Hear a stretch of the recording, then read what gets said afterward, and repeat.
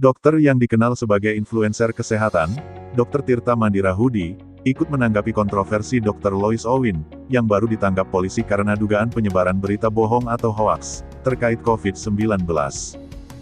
Dr. Tirta akhirnya menemukan fakta bahwa, Dr. Lois bukan seorang dokter aktif yang terdaftar di IDI.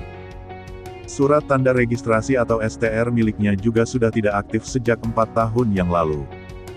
Dr. Tirta menyampaikan, sejak awal kemunculan Dr. Lois pada Desember tahun 2020, sosoknya kerap menghina Ikatan Dokter Indonesia (IDI) di akun media sosial pribadinya. Kemudian, pada Februari tahun 2021, Dr. Lois mulai mengaku dan menyebarkan bahwa virus corona tidak ada. Bahkan, hingga Februari sampai Juni tahun 2021, sosoknya terus menyebarkan informasi sesat yang dipercaya oleh sebagian masyarakat. Contohnya, seperti mengonsumsi 1 gram vitamin C setiap 1-3 jam, hingga diikuti oleh banyak masyarakat, dan membuat mereka mengeluh sakit lambung. Lalu, Dr. Lois juga menyebarkan informasi soal kandungan vitamin D di dalam susu, hingga membuat orang-orang ramai memburunya. Terbaru, Dr. Lois menyebut kematian pasien COVID-19 bukan karena virus, tetapi karena interaksi antar obat. Menanggapi hal ini, Dr. Tirta mengaku sering mengajak Dr. Lois bertemu, guna mengklarifikasi segala tudingannya tentang COVID-19. Namun, Dr. Lois selalu menolak dan berujung menghina Dr. Tirta yang disebut sebagai pembantu IDI dan WHO. Saya sudah mengajak ketemu beliau pada Maret sampai Mei, tapi ditolak dan saya disebut antek-antek WHO, dan kacung IDI, kata Dr. Tirta, Selasa, tanggal 13 Juni tahun 2021. Apa yang dikatakan Lois saya menghindar itu bohong, saya sudah mengajak, tapi dia yang menghindar, tambahnya. Kemudian, Dr. Tirta akhirnya menemukan fakta bahwa Dr. Lois bukan seorang dokter aktif yang terdaftar di IDI. Bahkan, surat tanda registrasi atau STR miliknya juga sudah tidak aktif sejak 4 tahun yang lalu. Untuk itu, pada Sabtu tanggal 10 Juli tahun 2021 lalu, pihak IDI resmi mengundang Dr. Lois, untuk mengklarifikasi ketidakaktifannya sebagai dokter.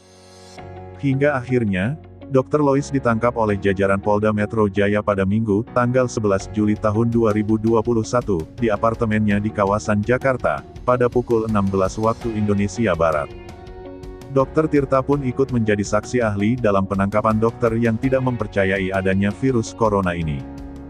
Kala menjadi saksi, Dr. Tirta mengajukan pertanyaan soal kebenaran profesinya sebagai dokter. Namun, saat diberi pertanyaan soal skema pendidikan dokter, Dr. Lois justru memberi jawaban yang menyimpang atau ngelantur. Kita nggak tahu orang ini benar dokter atau enggak, karena dia tidak tahu skema pendidikan dokter. Kita tes, kamu pendidikannya apa?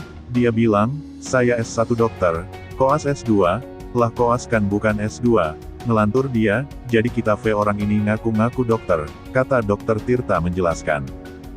Selain itu, Dr. Tirta menyampaikan, pihak IDI juga melaporkan Dr. Lois karena dugaan penghinaan kepada IDI.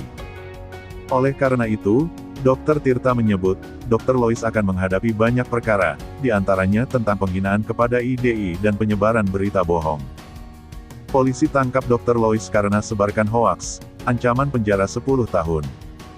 Sebelumnya diberitakan, polisi menangkap Dr. Lois Owin atas dugaan penyebaran hoaks atau berita bohong, terkait COVID-19 pada Minggu tanggal 11 Juli tahun 2021 lalu.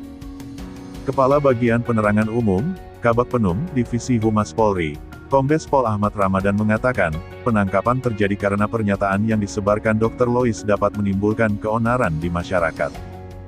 Dr. L menyebarkan berita bohong dengan sengaja, hingga dapat menimbulkan keonaran di kalangan masyarakat, kata Ramadan, Selasa, tanggal 13 Juli tahun 2021.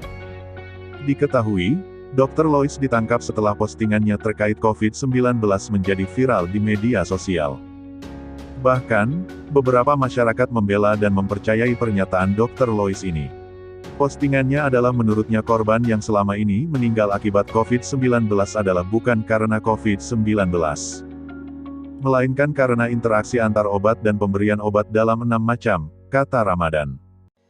Buntut dari pernyataannya, Dr. Lois Owin ditetapkan sebagai tersangka dan dijerat dengan pasal berlapis dengan ancaman hukum maksimal 10 tahun penjara. Sebagaimana diberitakan, Kabareskrim Polri Komjen Pol Agus Andrianto menyampaikan, pasal pertama adalah pasal tentang ujaran kebencian dan atau penyebaran berita bohong.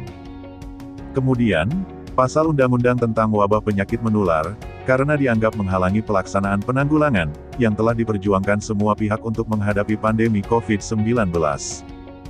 Terakhir, Agus menyatakan, Dr. Lois juga dianggap telah menyiarkan pernyataan yang tak pasti atau berlebihan yang dapat menyebabkan keonaran di masyarakat.